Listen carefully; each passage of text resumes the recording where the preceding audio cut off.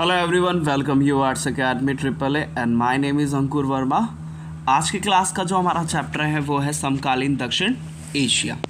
इसी के चलते जो हमारा टॉपिक चल रहा है वो है भारत के अपने पड़ोसी देशों के साथ संबंध। इस टॉपिक के अंदर हम भारत के अपने पड़ोसी देश, कौन कौन से भारत के जो पड़ोसी देश हैं, जैसे कि पाकिस्तान हो गया, चाइना हो गया, नेपाल, बांग्लादेश, भूटान, इनके साथ भारत के कैसे संबंध हैं इसके ऊपर डिस्कस कर रहे हैं। तो प्रीवियस क्लासेस में हमने डिस्कस किया था कि भारत और नेपाल के संबंधों के ऊपर बात की थी कि भारत और नेपाल के संबंध कैसे हैं। तो हमने सबसे पहले डिस्कस किया था कि ऐसे कौन कौन से कारण हैं जिसकी वजह से भारत और नेपाल के संबंधों के बीच में क्या है, विवाद है। अगर आपने वो वीडियो नहीं देखी है तो इससे पहले वो वीडियो देखिए, फिर उसके बाद इस वाली वीडियो को देखिए।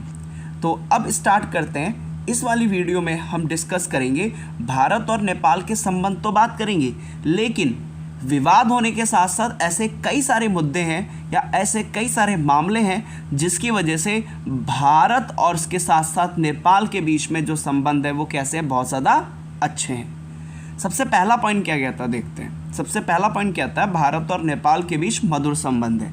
मतलब कि ऐसे कई सारे मुद्दे हैं जिसकी वजह से भारत और नेपाल के बीच में संबंध थोड़े से विवादपूर्ण हैं, बट लेकिन फिर भी हम यही कंसीडर करते हैं, हम यही देखते हैं कि भारत और नेपाल के बीच में जो संबंध है वो आज से नहीं बल्कि पुराने समय से ही कैसे हैं, मधुर रहे हैं। और मधुर मतलब कि मीठे, मतलब बहुत अच्छे रहे हैं। अब मैंने आपको बोला कि भारत और नेपाल के बीच के संबंध बहुत अच्छे हैं, तो अच्छे किस बेसिस पे, कितने अच्छे हैं? तो इतने अच्छे हैं कि दोनों देशों के बीच एक संधि हुई है, एक ट्रेटी हुई है, एक समझौता हुआ है, और इस संधि के तहत दोनों देशों के नागरिक, मतलब कि भारत के नागरिक और उसके साथ साथ नेपाल के नागरिक एक दूसरे के देश में बिना पासपोर्ट और वीज़ा के आ जा सकते हैं और काम कर सकते हैं। तो ये एक बहुत बड़ी बात है कि आप दूसरे देश में जा भी सकते हो बिना वीज़ा के, बिना पासपोर्ट के, और वहाँ पर काम भी कर सकते हो। तो ये एक बहुत बड़ी क्या है, अचीवमेंट मानी जाती है, या इसको हम कह सकते हैं। तो इससे हमें पता चलता है कि भारत और नेपाल के संबंध कितने अच्छे हैं। तो सेकंड पॉइंट इसमें यही बताता है कि भारत और नेपाल के बीच में संबंध अच्छे इसलिए हैं क्योंकि इनके बीच में क्या हुआ, एक समझौता हुआ है। और ये क्या समझौता, क्या संधि हुई है, इसमें ये हुआ है कि दोनों देश के नागरिक, चाहे वो भारत का हो चाहे वो नेपाल का हो, वो कहाँ पे जा सकते हैं, एक दूसरे के देश में जा सकते हैं, और इसके साथ साथ बिना वीज़ा के जा सकते हैं और पासपोर्ट के। मतलब कि अगर मान लीजिए सपोज करते हैं हमें किसी दूसरे देश में जाना होता है तो उसके लिए हमें पासपोर्ट भी चाहिए होता है और इसके साथ साथ वीज़ा भी चाहिए होता है। लेकिन अगर हमें बाय चांस नेपाल में जाना है या नेपाल के लोगों को भारत में आना है या फिर रहना है या काम करना है, तो उसके लिए उनको कोई भी वीज़ा की ज़रूरत नहीं है, ना ही उनको कोई भी किसी भी तरह की पासपोर्ट की ज़रूरत है। तो इस संधि के तहत ये सारी की सारी व्यवस्थाएं की गई। इसके बाद नेक्स्ट पॉइंट क्या कहता है?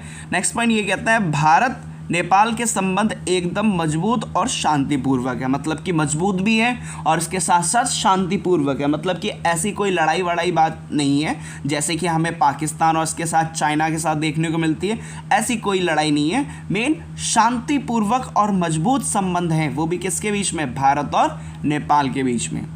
अगला पॉइंट क्या कहता है? अगला कहता है विवादों के बावजूद, मतलब कि इनके बीच में व्यापार को लेकर, नदी जल को लेकर इसके बीच में क्या है, विवाद है, परंतु विवादों के बावजूद व्यापार, वैज्ञानिक सहयोग, साझे प्राकृतिक संसाधन, बिजली उत्पादन और जल प्रबंधन के मामले में एक साथ हैं। मतलब इसका कहने का मतलब कि विवाद होने के कारण, विवाद तो है लेकिन उसके साथ साथ ऐसे कई सारे मामले, ऐसे कई सारे कारण हैं जिसकी वजह से दोनों के बीच में संबंध कैसे हैं, बहुत ज़्यादा अच्छे हैं। सबसे पहला रीज़न आ जाता है व्यापार। व्यापार को लेकर भी इनके बीच में संबंध अच्छे हैं। इसके बाद वैज्ञानिक सहयोग, मतलब ये क्या करते हैं, वैज्ञानिक सहयोग भी करते हैं, मतलब कि एक दूसरे के साइंटिफिक या वैज्ञानिक विज्ञान में मदद भी करते हैं। साझे प्राकृतिक संसाधन, प्राकृतिक संसाधन वो संसाधन जो हमें कौन देता है, प्रकृति।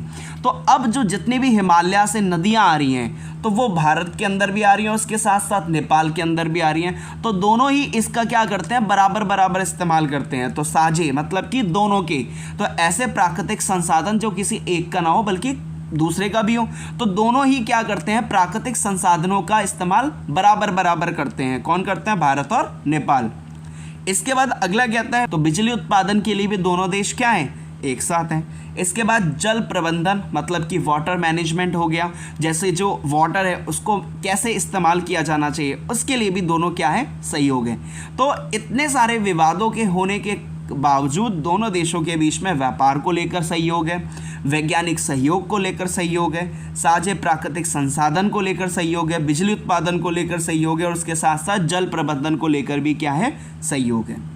और लास्ट पॉइंट क्या कहता है, लास्ट पॉइंट ये कहता है नेपाल में लोकतंत्र की बहाली से दोनों देशों के बीच संबंधों के और मजबूत होने की क्या हुई है, उम्मीद बंधी है। अब दोनों ही देश क्या बन चुके हैं, लोकतांत्रिक बन चुके हैं। भारत भी एक लोकतांत्रिक देश बन चुका और इसके साथ नेपाल भी बन चुका, और इसकी वजह से हम ये उम्मीद बना के रख रहे हैं कि अब भारत भी लोकतंत्र है और इसके साथ नेपाल में भी लोकतंत्र, तो इसकी वजह से दोनों ही देशों के संबंध और ज़्यादा क्या होंगे, मजबूत होंगे।